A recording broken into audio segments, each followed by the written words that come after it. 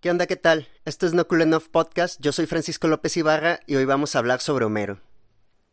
Bueno, antes de comenzar quisiera recordarles mis redes sociales, búsquenme en Instagram como No Cool Enough Podcast y en Facebook como No Cool Enough. También subo los podcasts a YouTube por si quieren buscarlos ahí y pues los van a encontrar en todas las plataformas de podcast como Spotify. Y bueno, el día de hoy vamos a utilizar 3 textos en específico. 2 son de Cécile Maurice Bonrat. Uno es la introducción a la literatura griega y el otro es simplemente literatura griega, es un brevario. Y también vamos a utilizar una compilación hecha por Juan Antonio López Pérez llamada Historia de la literatura griega. En específico hoy vamos a hablar del ensayo de A. López Eyre, titulado Épica Homero. Bueno, para comenzar vamos con el libro de Cécile Maurice Bonrat. Él dice que los griegos le daban una importancia especial a la literatura porque les servía para poder comprenderse y entender qué es el hombre, así como entender su relación con lo divino. Aunque hay dioses, en este caso estos actúan en la tierra y tienen un comportamiento muy de humanos. Más adelante vamos a ver cómo Homero humanizaba a los dioses o quizá cómo la literatura griega empieza a humanizar a los dioses. También nos habla un poquito sobre la cuestión homérica, aunque Bonrat no lo nombra así. Desde la Grecia antigua se creía que había un solo autor llamado Homero, que era originario de Quíos, y bueno, después con los estudios modernos se dice que es una colección de cantos independientes recopilados en la Atena del siglo IV a.C., con esta compilación que era el Licurgo. Bueno, más adelante vamos a hablar un poquito más sobre la cuestión homérica, pero quiero que nos concentremos más en eso cuando vayamos al texto de Friedrich Nietzsche sobre los griegos. Y bueno, vamos hacia adelante. Según nos dice Cécile Maurice Bonrat, cito, el estado actual de conocimientos es posible afirmar que la Ilíada y la Odisea pueden considerarse obra tanto de una multiplicidad de poetas como de un poeta singular. Detrás de ellos hay una larga tradición de poetas que referían sus historias de igual modo y que inventarán un amplio número de sus frases, artificios, episodios y personajes. Según nos dice Bonrat, son obras individuales compuestas de acuerdo con una estructura que se puede reconocer, con una línea de acción claramente discernibles dentro de un plan general, con una tónica imperante y un carácter que no se encuentra en ningún otro tipo de poesía oral, con un estilo coherente y elevado que a duras penas hubiera podido mantenerse a nivel tan alto si no hubiera sido escrito por la mano de un poeta excepcional. En este caso, la opinión de Bonrat en cuanto a la cuestión homérica es que fue hecha por un solo autor, por las razones que antes les leí. Y también vamos a encontrar en cuanto a las 2 obras principales, es decir, la Ilíada y la Odisea, una diferencia de vocabulario, naturaleza y mentalidad. Esto quizá porque primero se escribió la Ilíada y luego se escribió la Odisea, que fueron compuestas a finales del siglo VII a.C. También por ahí nos menciona Bonrat que estos eran poemas escritos para ser cantados para los nobles en Jonia. Quizá Homero era uno de los bardos como los que se describen en la Odisea. Cito, según Bonrat, hombres libres respetados por su admirable habilidad para el canto, pero económicamente dependientes del mecenazgo. Eso explicaría, por lo tanto, la ausencia total de alusiones personales e incluso de juicios personales. Es decir, Homero se veía obligado a cantar frente a los nobles, entonces tenía que decir solamente ciertas cosas. Por eso tampoco vamos a encontrar mucho, según esta teoría, de la personalidad de Homero en sus textos. Bueno, ya yendo de lleno a las obras, en ambas obras encontramos que lo más importante es la acción. En una, la acción bélica y en otra, la acción a forma de aventuras. Hay un hiato temporal entre ambas y se podría pensar que una es continuación de la otra. La primera, la Ilíada, trata principalmente de la ira de Aquiles, aunque esta historia nos va a servir para proporcionarnos una estructura sobre la cual se constituyen otros episodios sueltos, como son la creación de las armas de Aquiles, el momento en el que Menelao o Patroco o incluso Héctor van a triunfar, y demás episodios. Vamos a encontrar muchísimos episodios que giran en torno a la historia principal, que es la ira de Aquiles. Después, en la Odisea, vamos a encontrar que los temas principales son el regreso de Ulises y la búsqueda de Telémaco, su hijo. En ambas, Como veremos, la acción se simplifica y se concentra en los últimos libros, según van fluyendo los diversos hiatos de relato en una misma trama hacia un dramático final. En la Ilíada, como podemos ver, una vez que Patroclo muere, la acción se vuelve más rápida, todo pasa más velozmente, mientras que en la Odisea, mientras Odiseo se acerca cada vez más a vengarse de los pretendientes, se acelera la acción, tal cual, todo se vuelve mucho más rápido y el ritmo pues acelera. Cabe destacar, según Borra, la importancia de los reyes en estas obras, en especial en la Ilíada. La descripción también de lo que era el hombre heroico griego, en el cual se basarán muchísimos griegos en esta sociedad antigua. En cuanto a los personajes, tenemos que hay menos pensamiento y más acción y diálogo. Para hablar de los héroes en Homero, les voy a citar directamente una parte de la introducción de la literatura griega de Borra. Dice: desde un primer momento se patentiza esto en el tratamiento de sus personajes.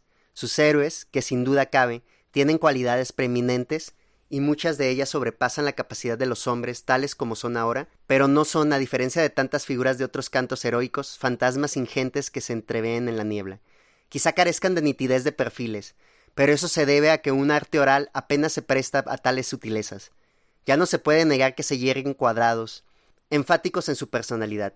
Les conocemos menos por lo que piensan, ya que rara vez lo manifiestan, que por lo que dicen y hacen, y sus acciones se deducen de una manera natural de sus personalidades. Si la cólera de Aquiles da comienzo a la Ilíada y conduce a la derrota de los aqueos y a la muerte de su amigo Patroclo, esta cólera dimana de lo más profundo de su ser y de su altanería y arrogancia, que hace de él un hombre más feroz y temible que los restantes. Si se menciona con mayor frecuencia la astucia de Ulises que su valentía, es porque su valentía precisamente le mete en los atolladeros de los que su astucia le tiene que sacar. Si Héctor es tan esforzado guerrero como amoroso marido y padre, lo es porque tiene algo por lo cual combatir, en su familia y en su ciudad. Si Agamenón es a la vez valeroso e inquieto, regio y arrogante, lo es porque tiene responsabilidades más graves que sus compañeros, y pesan sobre él de un modo agobiante. Si Telémaco en un primer momento se muestra incapaz de hacer frente a los pretendientes, se debe que todavía es un muchacho sin experiencia, sin confianza en sí mismo, pero cuando encuentra a su padre y de él aprende lo que debe hacer, lo hace sin vacilar. La clave para entender a los personajes masculinos de Homero reside en el hecho de que dan a conocer y se prueban a sí mismos en la acción, en el modo y la energía de sus acciones ante los desafíos que ésta les hace. Vemos cómo actúan y lo que son. Sin duda alguna, Homero aprendió bastante sobre ellos de la tradición y probablemente hubo que atenerse a ella en sus líneas principales, pero los hace vivir por derecho propio como hombres de acción. Su sentido de las cualidades permanentes de la naturaleza humana es más fuerte que su respeto al pasado remoto, y no consiente que el esplendor y el atractivo de éste le impidan describir a los hombres en lo esencial de la humanidad. En cuanto a las mujeres en Homero, tenemos a Penélope y a Helena, una que destaca por su astucia y la otra que destaca por su belleza. También tenemos muchas criaturas fantásticas como es Escila, Polifemo y las brujas Circe y Calipso. Sin embargo, Homero le da un toque humano a todas estas criaturas, incluso a ese Argos que espera a Ulises por 20 años y que cuando lo ve muere. Otra de las partes importantes, por ejemplo en la Ilíada, es el escudo de Aquiles, ya que en él vamos a encontrar las escenas contemporáneas del poeta, es decir, de Homero. Vamos a encontrar también las descripciones de las obras de arte, así como los trabajos en general. Este tipo de escenas cotidianas nos podrían dar un poquito la idea de cómo vivía Homero y también de su extraordinaria sensibilidad. Vamos a encontrar de hecho una lista de símiles muy muy bonitos que una vez que les hable exactamente de la Ilíada les voy a leer bastantes, pero por ahora les voy a dar una pequeña cita de esta historia de la literatura de Cécile Maurice Borra. Y cito: para retratar la vida humilde, Homero dispone de un segundo procedimiento en el arte tradicional del símil. Un símil ilustra el carácter de una acción comparándola con otra que, superficialmente, es distinta por completo. Relaja la tensión producida por los sucesos violentos, desviando por un instante nuestra acción hacia otro orden de cosas que, con frecuencia, es de índole más tranquila, menos exaltada. El símil, que sin duda cabe, remonta a un pasado muy remoto, pero buena parte de los símiles de Homero, en especial los más largos y elaborados, son de su propia cosecha y describen lo que veía en torno suyo. En ellos toca a menudo temas de la vida corriente de los hombres y de las mujeres. Una mujer aparta las moscas de su hijo, otra tiñe una pieza de marfil para hacer el freno de un caballo. Unos hombres recogen cebada, unos muchachos dan golpes a un asno que ha interrumpido en un trigal. Un niño construye un castillo de arena, unos trabajadores derriban un árbol para hacer planchas de un navío. Una mujer trabaja en su rueda para salvar a sus hijos de la miseria. Unos pastores rechazan de noche a la luz de las antorchas un león en su establo. Unos hijos sienten el súbito alivio cuando su padre comienza a recuperarse de una penosa enfermedad. Un hombre da vueltas sobre el fuego a un pedazo de carne esperando que se ase. Un viajero se detiene en su camino en la duda de la dirección a seguir. Un auditorio espera impaciente a que comience su canto. Un cantor. Un buceador busca ostras, un alfarero da forma a una vasija en el torno. Un hombre se echa atrás ante la repentina aparición de una serpiente. Un padre llora ante la pira funeraria de un joven hijo. Cada uno de estos símiles, y no son sino una elección entre gran número de ellos, tiene su poesía. La poesía de una situación humilde. Homero abandona a menudo el punto exacto de la comparación para elaborar una escena en ciertos detalles adicionales, no siempre pertinentes al tema y hasta en desacuerdo con él, pero que, no obstante, muestran cuál profundamente sentía lo que describía, y con qué claridad ponía de relieve lo esencial de su carácter. Los símiles completan el relato principal, sugiriendo, discretamente, que el mundo heroico no lo es todo, y que hay momentos en que se le puede contemplar en su verdadero valor, al compararlo con algo perfectamente familiar o falto incluso de empaque. Las grandes acciones de Homero no se salen jamás de su radiante escenario, pero el poeta sabe sugerir discretamente que no son las únicas cosas que importan, y les da una perspectiva nueva con sus breves incursiones a otros planos de la realidad. Un poco más adelante, Borrás nos habla sobre la sensibilidad de Homero. Por un lado tenemos Aquiles y el cadáver de Héctor.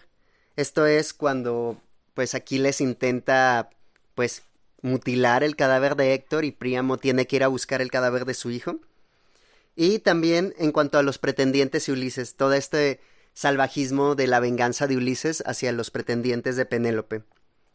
En cuanto a la Ilíada, por un lado tenemos el mundo masculino, que es el de los aqueos, que están en el campamento justo al lado de las naves, y que buscan la gloria personal.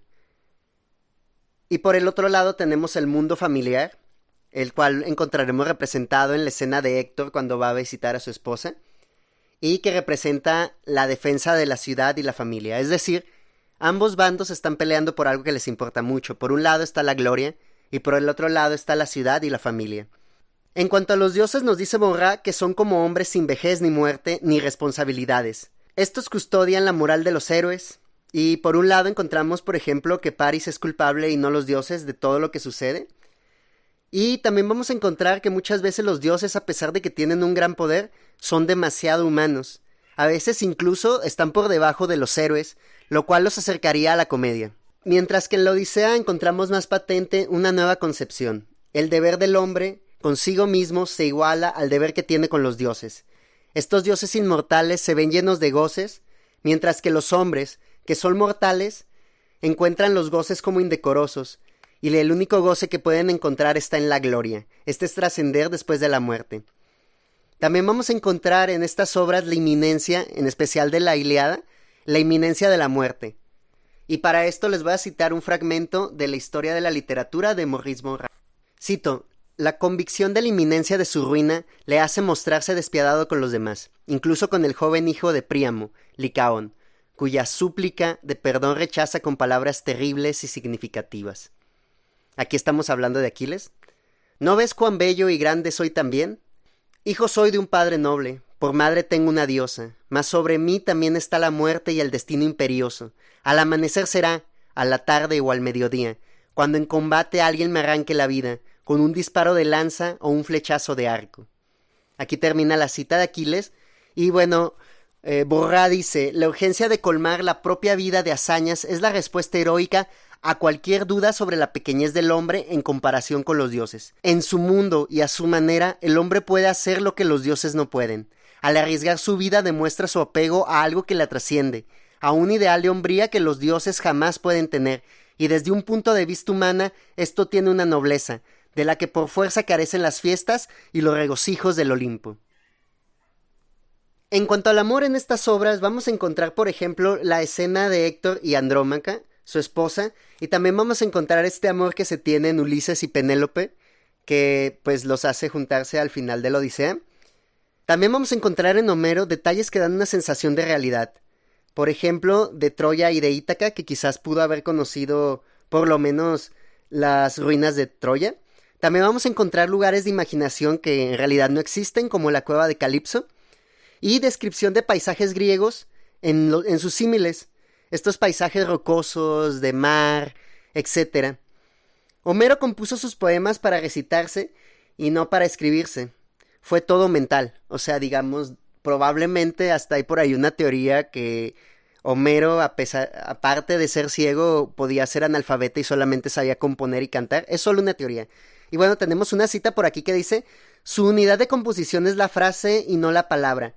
Es decir, aquí nos va a ayudar mucho por ser una poesía que estaba hecha para cantarse y para memorizarse, la elección de las frases apropiadas, estas frases hechas que ya están y que vamos a encontrar, por ejemplo, en los epítetos y en demás fórmulas ya hechas. Que este texto esté escrito para un auditorio y no para un lector implica que haya incongruencias o también desfases, porque vamos a darnos cuenta de que muchas veces para exaltar ciertas partes del poema vamos a encontrar muchas incongruencias. Con estas palabras, este autor va a cerrar el capítulo que habla sobre Homero en su introducción a la literatura griega. Cito: a través de la poesía se trascienden los horrores del presente y se transfieren a una esfera en la que su relato enriquece a los hombres y amplía su experiencia. Es en este el imperecedero monumento que Homero erigió de su conocimiento de un pasado oscuro y violento, al que consagró toda la opulencia de su mente y de su imaginación. El hombre perece y no deja apenas sino un nombre tras de sí, pero este nombre y las leyendas que a veces se entretejen sobre él inflaman e inspiran a los hombres que vienen después, y perduran para solaz y seguridad en las cambiantes escenas de una vida predestinada a la muerte. Esto es todo en cuanto a la introducción a la literatura griega de Maurice Cécile Borra. Y ahora les voy a hablar un poquito de lo que encontré en el ensayo de A. López Henry dentro del libro Historia de la Literatura Griega, compilado por Juan Antonio López Pérez. Y bueno, este ensayo empieza hablando sobre la Ilíada, que contiene 15,000 versos aproximadamente, y la Odisea, que es un poco más corta, tiene 12,000 versos. Y podríamos decir que Homero inició la literatura griega. Es el poeta por autonomacia y, según Demócrito, Aristófanes y Platón, era el poeta divino. Homero, junto con Hesíodo, dio forma a la religión griega. Tenemos que recordar que Homero fue de alguna manera el maestro de los griegos, pues sus obras eran memorizadas en la escuela. Y bueno, para esto les tengo una pequeña cita de este ensayo. Homero, el poeta más admirado de la antigüedad, fue además maestro y educador de los griegos, pues les transmitió, envueltas en la más elevada poesía, enseñanzas variadas y sutiles, como la configuración del firmamento, las genealogías de los héroes, los significados de determinadas palabras que a primera vista pudieran parecer opacas, los comportamientos razonables y ejemplares, la fragilidad de las humanas criaturas que huellan la tierra, la conmiseración y la piedad a que mueve la sufrida condición humana, la cambiante y lábil fortuna de los mortales, los inconvenientes de la obstinación y la contumacia, las técnicas para conducir los carros con máximo provecho en las carreras, la siempre aconsejable obediencia a los dioses. Tenemos que la lengua homérica es la lengua jónica y que va a influenciar a la poesía hexamétrica, al patrimonio griego en general, a las elegías, a poetas como Safo o Alceo, a la lengua trágica, al corpus hippocraticum e incluso a las parodias de Aristófanes. Con Homero surge la primera lengua artificial, la más antigua de la literatura de la élite. Vamos a encontrar, como con Borra, que por ser una poesía oral va a utilizar fórmulas. Esto es porque los poetas y los espectadores podían ser incluso iletrados, y las fórmulas, que son epítetos o acciones, se utilizaban para poder recordar mejor la poesía, ya que esta era una poesía que no se escribía, sino que siempre se cantaba y se memorizaba. Las fórmulas preexistentes, más la innovación que le pudiera dar cada poeta, era lo que hacía grande a esta poesía. Es por eso que Homero es un gran poeta, pues es capaz de aprovecharse de las épicas anteriores para una trama unitaria. Esto en el siglo VIII a.C. Hace rato decía el séptimo, lo siento, es en el octavo a.C. Después nos habla un poquito López Aire sobre la cuestión homérica, que comienza con François Hölderlin, el abate de Aubignac, y que continuará en el siglo XIX con Friedrich August Wolff.